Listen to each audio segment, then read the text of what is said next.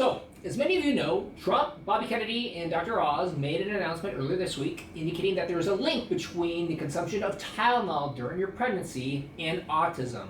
So, how do you think all these liberal pregnant women reacted? They reacted by filming themselves on social media and taking an abundance of Tylenol during their pregnancy to prove that they're against Trump. But the only thing they have proven is the severity of their mental illness, since they're willing to ruin the health of their child just to prove the severity of their TDS. And how do you think mainstream media or the fake news reacted? They try to bash Trump by saying it's an unproven link. So there's conflicting evidence over the years, but some of the largest evidence supports the association of Tylenol during pregnancy with autism. Let's take a look at one of the recent studies in 2022 in Curious titled A Systemic Review of the Link Between Autism Spectrum Disorder and Acetaminophen, a Mystery to Resolve.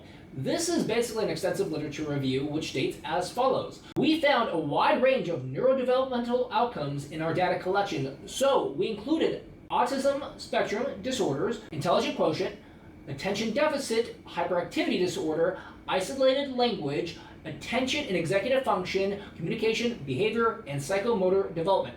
All studies showed an association between acetaminophen use and listed neurodevelopmental outcomes. Long-term use, increased dose, and frequency were associated with a stronger association. So if that's not enough, let's take a look at another study in 2025 in the Journal of Environmental Health.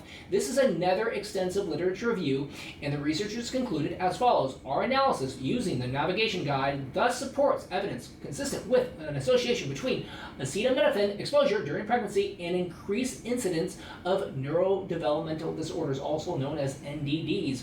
Appropriate and immediate steps should be taken to advise pregnant women to limit acetaminophen consumption to protect their offspring's neurodevelopment.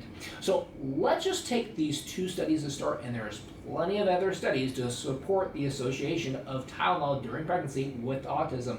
And the same ones who are bashing Trump, who claim to be world officials, are the same exact people who are tied directly to the pharmaceutical companies.